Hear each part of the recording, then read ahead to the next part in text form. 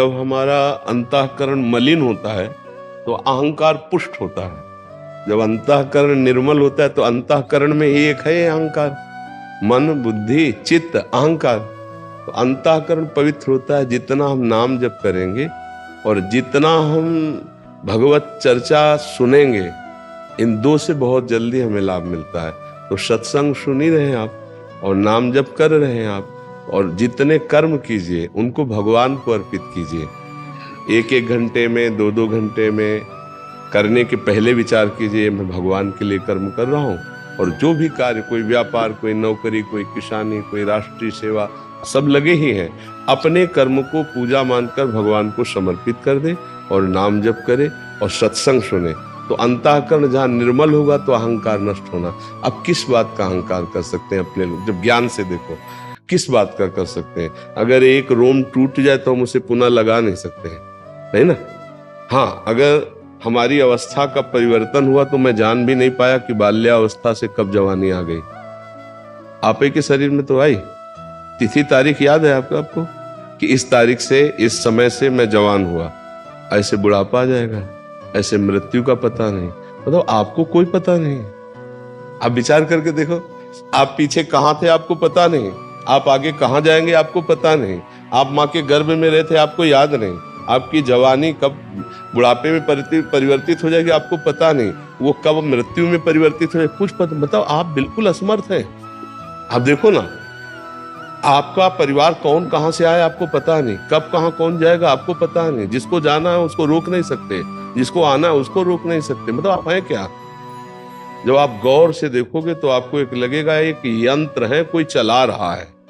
जैसे यंत्र को कोई चला रहा है, ऐसे आपको चला रहा है कोई। तो भगवान ने गीता जी में कहा, यंत्रारूढ़ानि मम माया।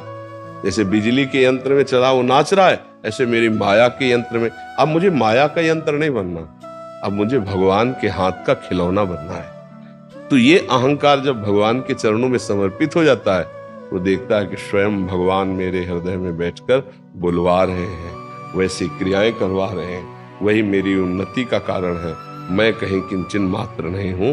तो उसका अहंकार भगवान में समर्पित हो जाता है। और ये समर्पण होता है सत्संग से और भजन से। जैसे हमको किसी बात का अहंकार हो, किसी भी बात का, तो हमें बताओ आपका शरीर ऐसा है, आपने बनाया है क्या? विचार करो, आपने बनाया है क्या? जैसा भगवान को कर्म के अनुसार रुचा वैसा बना दिया कि नहीं बना दिया? आपको भगवान ने जितनी बुद्धि दी उतनी ही तो है। आप और विवेकवान हो सकते थे या आप बिल्कुल मूर्ख हो सकते थे। भगवान ने आपको जितनी दी उतने से काम चल जाएगा अपना। तो भगवान की दी हुई मुझे बुद्धि मिली है, भगवान के दिया हुआ तन मिला है, भगवान का दिया हुआ धन मिला है। मान लो आप बहुत बड़े खरबपति के यहाँ पैदा होते, लेकिन आपको भगवान ने जितना चाहा उतना धन दिया ना, कर्म के अनुसार उतनी बुद्धि दी, तो आप कहीं स्वतंत्र तो आप दिखाई नहीं दे रहे। देखो इस समय देखो आप कहीं स्वतंत्र हो क्या? तो अभिमान किस बात का?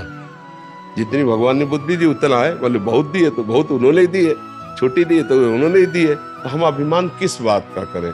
नाम तन का कर सकते हैं, नाम बुद्धिमानी का कर सकते हैं और नाम धन का कर सकते हैं। जितना चाह है अपने अंदर उतना हमें कहाँ मिल रहा है, और जितना मिलता जाएगा उतनी चाह बढ़ती चली जाएगी।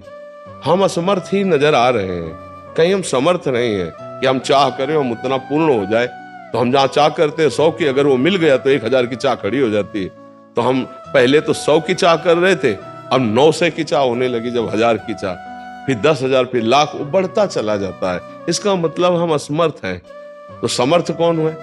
नाथ अनाथों के समर्थ भगवान समर्थ है। नाथ अनाथन हित समर्थ मोहन श्री राधा प्रिया प्रीतम समर्थ है।